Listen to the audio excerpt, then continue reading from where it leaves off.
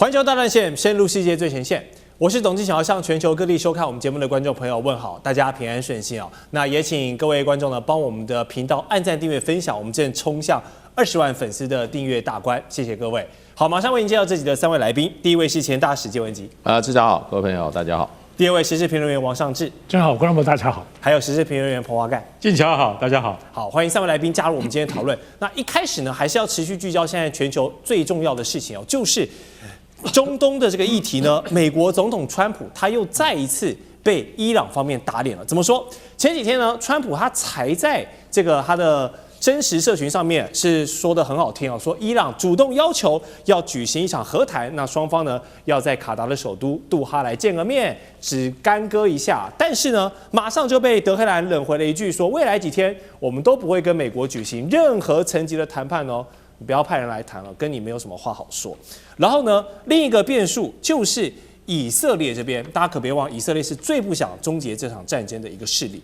这个该国的防长卡茨呢，他就说，以色列现在已经准备了一项独立执行的攻击计划，就是可能就算没有美国，他也要单干。那只要伊朗呢胆敢对以色列发动飞弹哦，那么以色列最快呢就可以在明天跟伊朗开战，反正就是闪电之内他就可以继续开打。那也准备在这个伊朗的境内要执行所谓的蓝白行动哦，然后呢，甚至已经把伊朗现在这个神龙见首不见尾、行踪成谜的最高领袖穆基塔巴也要列入这个击杀名单。当然，穆基塔巴现在的状况是怎么样，大家都不知道。但是有没有被以色列的情资给掌握住呢？或许只有卡茨他自己心里清楚。好，所以呢，我们看到了现在就有2个剧本。川普认定谈判如果走到尽头呢，就可能要恢复打击伊朗，那继续跟以色列继续这样一起联手来制裁伊朗，这是第一个剧本。第二个剧本是伊朗攻击以色列，然后也就继续发动这个第3次的伊朗战争。反正这个事情呢，没有办法终结就是了。那马上7月4号就是美国建国250周年的这个大日子了。这场战争泥淖还要继续在中东烧下去，这个场面真的对谁来说都不好看。所以首先我想请问一下介大使，现在看到以色列这样全身带刺，好像一副要继续跟伊朗跟你拼输赢，跟你拼到死的这个感觉，他是不想被美国这个抛弃来独立应对吗？那川普眼下也非常急着要跟伊朗和谈，结果被打脸，是不是种种迹象都显示他现在真的已经没有时间继续耗下去，要急于脱身？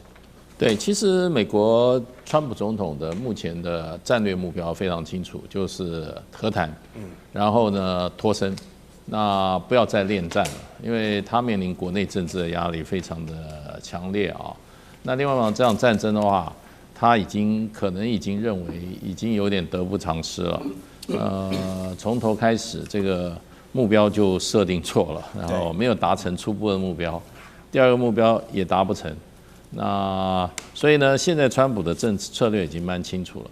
那可是川普跟跟着伊朗的谈判也不是那么容易的，所以这个中间还是怎么样，就是有点拉锯。有的时候变成打打谈谈，谈谈打打。那对于以色列来讲的话，我想他最不愿意见到就是美国跟伊朗的永久和解。而且这场战争如果美国跟伊朗的和解以后，会造成中东区域整个权力结构一个变化。那简而言之，就是伊朗的势力会大增。对。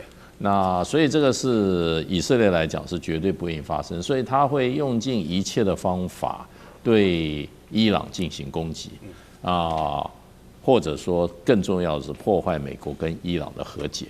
那可是因为川普的心意已定那所以以色列现在也找不到这个着力点，因为如果跟美国公开的对抗的话，对以色列来讲也是一个不可承担之重。所以这2个情况之下，以色列就是说现在也怎么讲呢？就是口头上面先把话都讲在前面，要等时机。那卡兹部长那个国防部长，以色列国防他讲的，就是说对以色列动武有2个先决条件。那这2个先决条不必然有先后次序，或者说这个要2个都符合，中间有一个符合，他就会去动武。第一个呢，就是说川普决定恢复打击。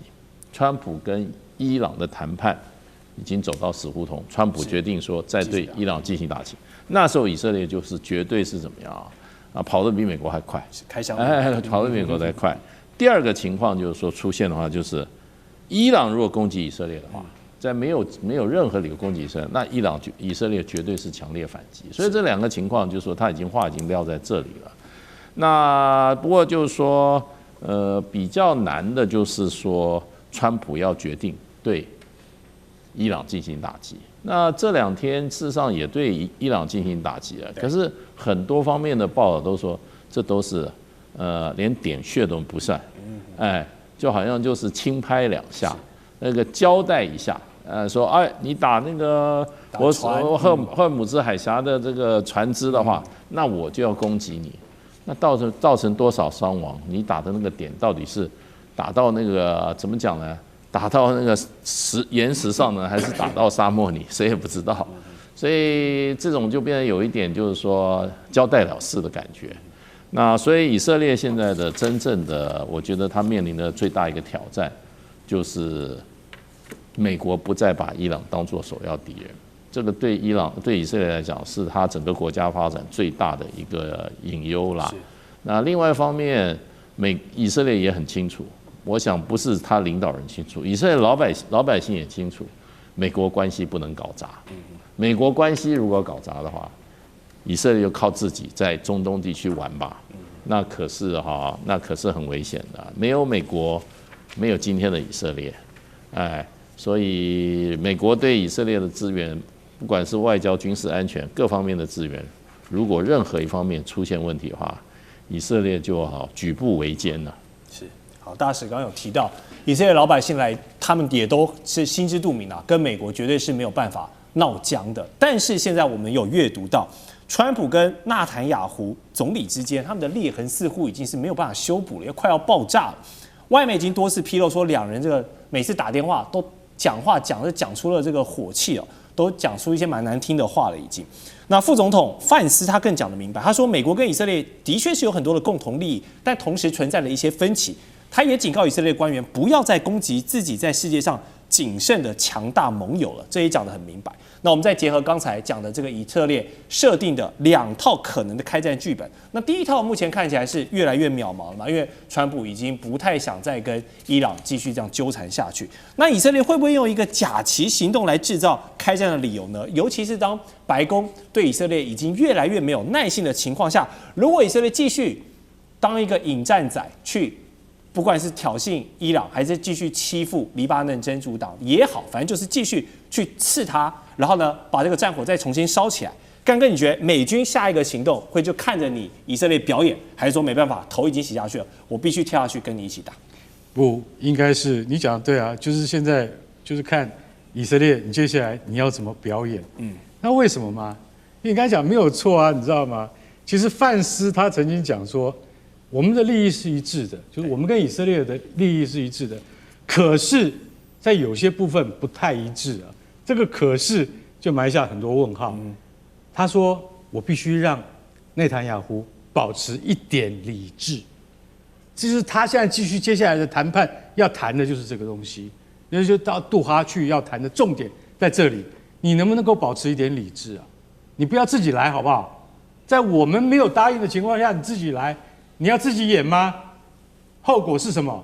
谁要承担？2个国家，以色列跟伊朗跟美国之间，都已经是同床异梦，大家都已经看得出来了。从伊朗去攻击长立轮对，那个时候我就很惊讶，为什么？长立轮是我们的船啊，挂新加坡国旗啊，你在赫姆兹海峡遇袭，我心里想，怎么不去打别人的船，就打到正好是我们台湾的船啊，对不对？那对于其实说句实在话，对于东方人而言的话，是觉得很难以接受的。就伊朗你再次违反了停火协定，那可见得你们这个所谓的谅解备忘录没有用嘛，根本没有实质的效益嘛。伊朗自己也讲啊，除非要有在1、4、5、10、11这么多条条款都能够实践的情况之下，我们才可以继续谈下去。这么多条件啊？为什么？里面讲的10跟11，10就是什么？10就是你现在要把我的那个资产给解冻，11是什么？11就是你现在要开始要让我伊朗的石油可以卖。光这2条啊，美国到现在还是做不到。做不到的情况之下，干嘛呢？那我们伊朗也可以不用遵守所谓的谅解备忘录，对，在这种情况底下，对不起，我们现在讲一个重点，什么重点？大家知道吗？就是真主党的靠山叫做什叶派。如果今天什叶派不理真主党，那就不叫什叶派了。所以伊朗不可能弃真主党于不顾。那这种情况之下，真主党跟以色列之间的斗争跟冲突是不会停的。那好，我刚才为什么讲同床异梦？因为真主党跟你以色列之间的战争，不是我美国要打的战争，不是我美国主张的战争。我主张的战争是伊朗必须去核化。那你现在以色列你要开另外这一条跟真主党之间的战线，川普是不会同意的。可是你现在看到所有的冲突，都是来自于伊朗本身跟以色列为了真主党而爆发的许多冲突。所以大家就晓得说，其实两个人想的东西是完全不一样的。然而现在在美国的本土里，本来共和党是非常的支持川普的行动的，可是现在年轻人，从26岁到49岁的人，有40%以上现在都不支持啊，倾向于不答应美军继续在这件事情上面再出动兵力。所以你就晓得说，整件事情越来越不利于川普的外交政策，也就是说，越来越不支持以色列的军事行动。所以，如果说以色列要采取第二个剧本啊，自己对于伊朗发动第3次以伊战争的话，可能吗？可能，因为以色列空军做得到。但是如果以色列空军做出那一步的话，那就会把整个中东和谈的局势完全在摧毁到第2次就是说伊朗战争之前的那种态势。那等于是完全怎么样？就等于是说以前的努力完全都白费了嘛。对，所以这件事情我觉得对于川普的期中选举有很大的影响。他不要等闲视之，我觉得状况非常严重，就看明年的和谈能不能够真正开始进行了。是，好，在刚刚分析完之后，我们就持续观察到以色列现在急于点火的同时啊，伊朗现在最大的一张王牌还是依旧在荷姆兹海峡上面，他也做出了几点声明哦，包括了警告巴林，说巴林是美国第5舰队所在地，警告他，同时也是放话给所有的波湾玩家，就是呢，如果美军使用基地打到伊朗呢，那你们这些借他基地的人也要付出后果。第二，跟法国讲，你不要来插手荷姆兹海峡的排雷，因为法国你想跟阿曼合作，但是伊朗就警告你不要添乱了，潜台词就是这个海峡安全是我说了算。第三，伊朗跟阿曼呢启动了荷姆兹海峡的联合委员会首次的会议。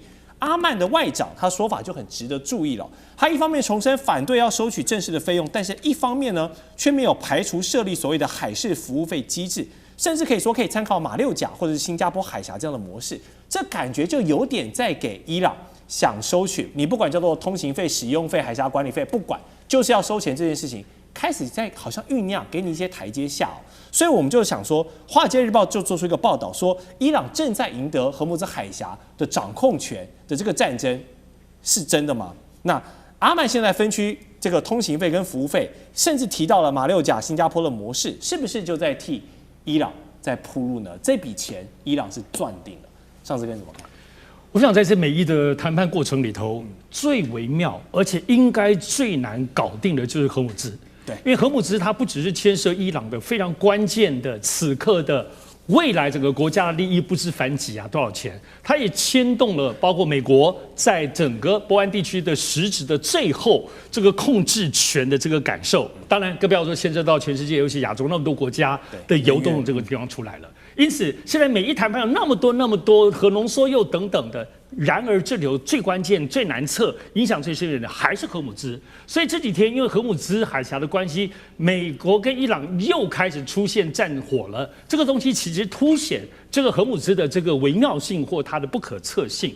当然，其实我们来看一下《华尔街日报》所说的，觉得伊朗要赢了，它的这个角度，当然。美国的这些主流媒体，其实他们在意的只有3样东西啦。第一个是美国的利益，第二个是美国的期待，第三个是他们一旦畏惧这些利益期待不能达成，所以他们完全站在美国角度去想。所以我觉得倒也不用都这么角度看，而且他们对于基本上也是要施压川普。真正值得看的，就如同刚刚其实金教所提到的阿曼的角色。阿曼的角色其实在这一波其实波湾国家当中非常有意思。当然，荷姆兹海峡北边是伊朗，南边的海岸其实就阿曼，它其实它的地理位置不会比伊朗不重要所以为什么那么多国家，包括法国，一直想介入？他不跟伊朗谈，伊朗不理他，美国也不理他，所以他赶快跟阿曼谈。而阿曼也保持一个非常神奇的这个态度，什么意思？在这一次的美伊战争波湾当中炸得死去活来之后，你看到好多国家都找了巴基斯坦、保了埃及，其他的这个大家来保驾护航，唯独阿曼还是很谨守。跟这个，特别是跟美国方面、西方国家的关系，而且他不断的一直强调，甚至变成最有力量的。要知道，像阿曼呢，其实他被视为都是中东的瑞士，他长久保持这个中立，是所有国家当中，无论跟伊朗、跟以色列，不要说美国跟欧洲国家，保持最等级，我觉得是第一名比阿联酋甚至还更夸张一些。所以在这次之后呢，他还是积极强调要进入这个波湾国家的这个联合海。就 GCC 的这个所谓的等于是所有波湾国家扣除伊朗之外的这个军事合作，就大家一起军事合作。所以现在大家其实都要重建，大家都有自己在盘算。比如说，包括阿曼自己也都在设想怎么绕开荷姆兹海峡。我们都知道阿联酋、包括沙特都在建新的油管，以后都不要走荷姆兹了。大家不会相信这次伊朗的这个冲突只这一次而已，后面就没事了。所以大家都在找后面的备案，包括阿曼自己也是。但是阿曼的这个地理位置恰好在波湾的跟伊朗的荷姆兹海峡的入口，其实它是非常非常弹性的，它也在设油管。所以呢，这里头可以看到阿曼的灵活性或多元性。我们从外面看是你很有矛盾，就是刚刚讲。你不说荷姆兹，可是呢，你又要去愿意谈那个制度谈判。好，于是现在重点来了，阿曼这么现实，阿曼这么保持中立，现在他面对的问题不是伊朗或美国的压力，他现在面对的关键问题是，荷姆兹海峡免费的时代还能再重新出现吗？对吧？现在无论就伊朗，无论就美国，大家在这里头的拉锯，但真的能够免费吗？荷姆兹海峡这次全世界终于知道多重要了，这个重要性难道等于未来在经济资本环境的市场、能源市场等于不用钱吗？所以我觉得阿曼一旦面临这个趋势，他恐怕无论他要不要，也要顺应这个趋势。不只是伊朗的军事压力，伊朗军事压力当然还是最关键的，但这个大环境的趋势，我觉得以这些能源国家对于资本、对于趋势、对于钱那么敏感的荷姆兹海峡，未来不可能免费不收钱了。是，好，谢谢三位来宾的分析。更多的国际大事深入讨论，我们待会回来。观众朋友们，我们要开会员频道啦！因应呢美中、中东还有印太的乱局，你看到的是新闻，我们看到的是背后谁在操控这个世界。加入会员可以取得独家视角的通行证，你将优先取得更深的观点判读，包括了核心真相分析、历史脉络拆解、局势推演逻辑。同时解锁会员勋章、优先互动权、问题解析、幕后花絮，支持我们制作高品质的影片。点击下方的加入键，一起成为战友吧！我们会员频道见。